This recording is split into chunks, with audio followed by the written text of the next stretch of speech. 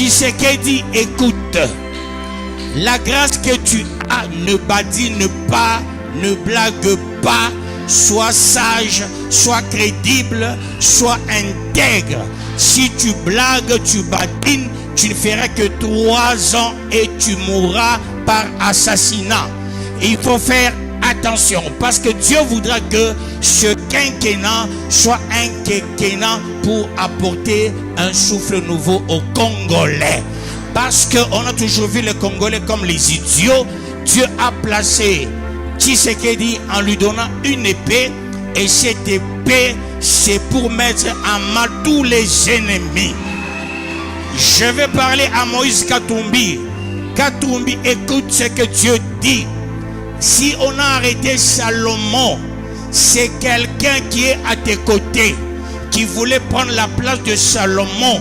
Voilà pourquoi il était allé voir les gens de l'Anéer. Il a trahi. C'est comme ça qu'on a arrêté Salomon. Les gens qui étaient avec toi, qui sont avec toi, ils te roulent dans la farine sur base d'un seul dossier. Te regardant, te traitant et décidant pour te rouler dans la farine. Ouvre les yeux, sinon on va te retrouver mort sur ton lit. Fais attention avec ton entourage. Et Lag, il y a Fayoulou. Dieu a voulu l'enseigner que l'orgueil ne paye pas. Il n'a pas écouté même ses pasteurs, ses véritables conseillers, en se faisant le plus grand de ce pays.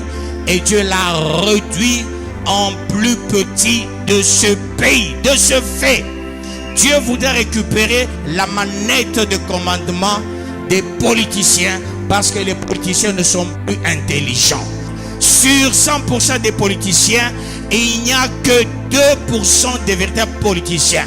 Les 98, ce sont des cimetières, ce sont des moribonds, ce sont des satanistes, ce sont des gens sans substance. Ils s'amènent en politique pour chercher à gagner leur vie, et Dieu va les mettre à mal.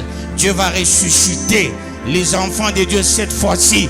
Il va commencer par les préparer en leur mettant une intelligence.